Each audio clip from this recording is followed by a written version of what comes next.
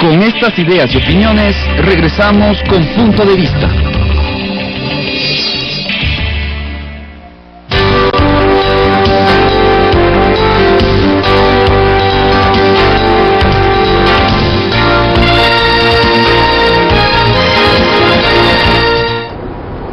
Gracias por venir con nosotros. Como le habíamos anunciado, damos la bienvenida al doctor Patricio Benalcázar. Él es adjunto en Derechos Humanos de la Defensoría del Pueblo. Doctor Benalcázar, ¿cómo están trabajando ustedes el tema de derechos humanos y protección en las zonas de desastre? Fuera del micrófono usted me decía la importancia de trabajar con la población que está en riesgo en este momento, ya sea en albergues, perdieron sus hogares. ¿Cómo precautelar sus derechos? Bueno, Claudia, muchas gracias por la oportunidad de poder conversar con ustedes y a la audiencia. Efectivamente, en temas de desastre, en temas de emergencias, es bien importante tomar en cuenta de que las personas se encuentran en mayor vulnerabilidad. Esto da lugar fundamentalmente a que situaciones que ya existen en la sociedad se exacerben. Por ejemplo, el tema de acoso sexual, eventual explotación infantil. La pregunta es, doctor, ¿se exacerban o se evidencian al estar más involucradas las dos personas? Cosas, Claudia. Se evidencian por un lado, sin duda, pero se exacerban más porque están en situaciones de mayor vulnerabilidad. Fíjese usted, ubicar a las personas en albergues, en campamentos, en hacer convivencia en espacios que antes no eran propios para ellos, es un espacio de riesgo, ¿no es cierto? De hecho, cuando ocurrieron, hasta hoy, ocurren los hechos en los campamentos, se encuentran situaciones de niñas, por ejemplo, que están embarazadas, muy jovencitas, a expensas además de otras personas que también llegan al mismo lugar. Hay que tener un ojo avisor sobre estas situaciones, ¿verdad? Temas de violencia intrafamiliar que se exacerban aún más, o violencia basada en género, que uno tiene que estar muy atento, debe haber unos ojos avisores frente a esta problemática. Hablando de los campamentos, hablando de los albergues, y hablando de asentamientos irregulares, Claudia, que no son oficiales, pero que darían lugar también a que estas situaciones de protección de las personas. ¿Y cómo es necesario pedir apoyo de Defensoría del Pueblo? ¿Cómo están actuando ustedes en estas zonas? En donde usted habla de una situación precaria, de albergues, de casas medio derrumbadas, de zonas que realmente no presentan protección hacia la naturaleza, no se diga a los problemas de derechos humanos. Sí, nosotros tomamos la decisión de hacer brigadas semanales a las provincias de Manabí y Esmeraldas de los cantones afectados directamente. ¿Qué hacen estas brigadas? Hacen visita a 3 tipos de lugares en concreto. Uno, a los campamentos, albergues y asentamientos humanos. 2, a zonas rurales, que no hay una mirada muy detenida y hay que estar en zonas rurales. Y 3, a zonas marginales a los hechos del desastre en las ciudades principales. ¿Qué hacemos con estas brigadas? Levantamos información de los riesgos posibles existentes y les entregamos a los COE cantonales o a los COE provinciales para que tomen medidas de rectificación o de actuación, de prevención, ¿no es cierto? Y eso es periódico.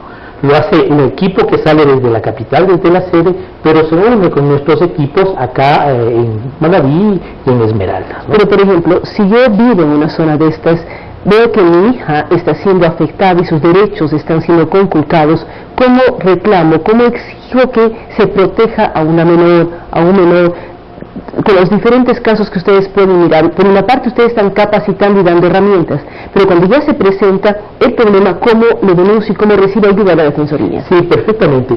Dentro de los campamentos que se han instaurado oficialmente, existen instancias de administradoras y rectoras. La administración está en las Fuerzas Armadas y la rectora en materias sociales del MIES. Hay hojas de ruta establecidas en un manual de gestión elaborado por el gobierno, en donde se informa a la ciudadanía ante quién tienen que acudir de manera inmediata. Eso todo el tiempo está siendo informado. Cuando llega la Defensoría y detecta algo, pide e informa a las personas ante quién tiene que acercarse, ante el representante del MIES, ante el representante de la Fiscalía, ante el delegado del Ministerio de Salud, ante quien corresponda, para que esa hoja de ruta empiece a funcionar.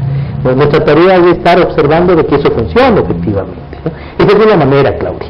Pero otra manera es que la gente que está fuera de campamentos, que está en zonas rurales y demás, puedan acercarse a las brigadas de la Defensoría, que además van a identificar con su chaleco, o puedan ir a las oficinas, las que logramos reconstruir, porque le cuento muchas se nos cayeron las de Bahía, se nos cayó Manta, se nos cayó Puerto Viejo, y hoy ya logramos reconstruir, tener nuevas oficinas y empezar a actuar. Si no lo estábamos haciendo en carpas, con nuestra gente también. Y la misma gente, la institucionalidad eran damnificados, claro, de nuestra gente en Manaví, en Esmeraldas, no podíamos pedirles inmediatamente luego del terremoto que activen su servicio, porque ellos mismos tenían familias afectadas. En un caso, el más dramático, en Manaví una compañía tuvo que refugiar a 16 familiares de Rocafuerte que se quedaron sin sus hogares. Fue un tema muy complejo para todos. El trabajo nuestro fue llevado a nuestros equipos en alianza con las agencias de Naciones Unidas, y en particular ha sido con el ACNUR, que nos han apoyado técnica y financieramente para que estas brigadas puedan funcionar adecuadamente. No, son temas todos muy importantes, pero yo quiero reiterar el tema.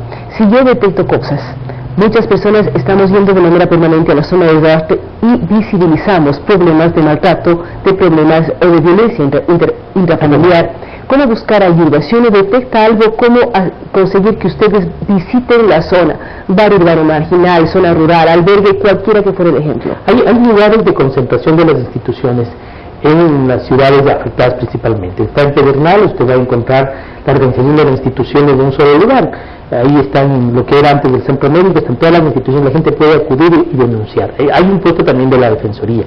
Igual está en Jama, igual tenemos en Canoa. ¿Y cómo protegen a quien denuncia? Si es una madre que defiende a su hija de su padre, a veces, de su tío, de su primo, de su hermano. Claro, por el principio de confidencialidad acogemos inmediatamente eso y actuamos de manera inmediata, ¿no? Y no actuamos solos, tenemos que ir acompañados de la Fiscalía, acompañados de la Policía Nacional en algunos casos, y sí ha surtido efecto, Claudia. Hubo un caso en Pedernales que hubo un abuso sexual del tío de una niña que además tenía problemas de discapacidad mental, y se inició inmediatamente un procedimiento, se le tuvo que privar de la libertad, separarla de la persona víctima, ¿no es cierto?, y se inició un proceso contra esta persona.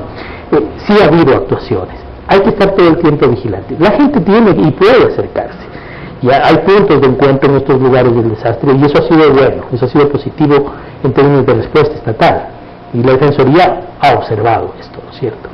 Ahora hay temas estructurales que hemos notado que son de preocupación, que no es por ahora, sino que se evidenciaron. Y son evidenciados y son necesarios para cualquier tipo de emergencia. Yo tomaba nota de algunos de ellos. Por ejemplo, hay un tema que tenemos que reiterar.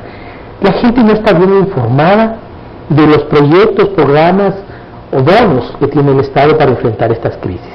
La gente no está bien informada qué tipo de garantías tiene dentro de un campamento. La gente no está bien informada cómo acceder al bono de la vivienda, cómo registrarse en este registro único de damnificados. Entonces estamos requiriendo a las instituciones del Estado responsables de esto que informe a la gente. Eso es muy importante. Es un tema estructural. Además en el derecho al acceso a la información totalmente precisa, pertinente y oportuna. Para que la gente tome decisiones prontas. Yo quiero dar un ejemplo concreto.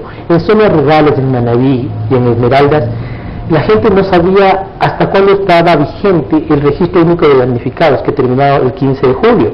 Y no pudieron registrarse. Y vaya usted, y son zonas que han sido afectadas.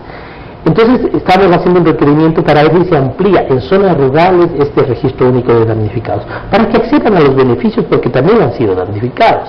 Pero ¿qué ha ocurrido? Que ha habido problemas de información, ¿no es cierto? Este es un tema estructural. El otro tema estructural es el enfoque de la ruralidad, Claudia. Yo personalmente fui a un par de zonas rurales, de comunidades que quedaban 27 a 30 kilómetros para adentro de las zonas.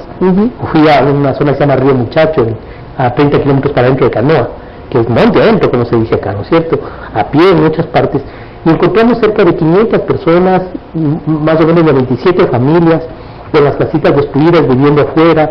Su escuelita estaba en buen estado, pero su profesora pidió el cambio inmediato porque no quería quedarse en esa zona, le dieron el cambio en el ministerio, los niños van a quedarse sin escuela. Ese tipo de cosas vive la ruralidad y ese tipo de situaciones tiene que afrontarse, ¿no? Otro ejemplo que quisiera dar de la ruralidad, habían colegas del Midubi que hacían visitas para recoger datos de las afectaciones y les decían, pero necesitamos el contrato de arriendo de la persona de esta casa que se cayó, y en el campo un contrato de arriendo en ninguna parte del país. Además, normalmente si es que existe contrato está dentro de la casa que se cayó, pero en el campo no hay. Y tampoco hay, pero si hubiese existido está dentro de una casa que se cayó. Se extravió. Debería haber otras fórmulas, ¿no es cierto?, declaraciones juramentadas, reconocimiento del lugar, alguna fórmula que facilite desde un enfoque de la ruralidad y no desde lo urbano exclusivamente el acceso a derechos de esta población. Es un tema estructural, claro. Es un tema estructural y es un tema que hay que ir trabajando caso a caso.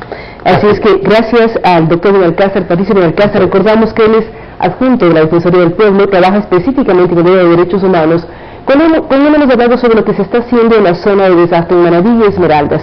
Es muy claro al hablar que, además de los problemas que se han presentado por el sismo del 16 de abril y las réplicas que seguimos viviendo todo el tiempo, también se evidencian temas que ya estaban presentes. Lo importante es que la ciudadanía esté informada, sepan cuáles son sus derechos, cuáles son sus obligaciones, la forma de denunciar si visibiliza algo, y estas son las brigadas que la Defensoría del Pueblo está enviando permanentemente. Además, conectar con todo lo que son los COE cantonales, el MIES y las entidades que pueden apoyar y proteger los derechos de los ciudadanos de estas dos provincias del país. Nuevamente, gracias al doctor Patricio de Alcázar. Damos una pausa, luego de la cual estaremos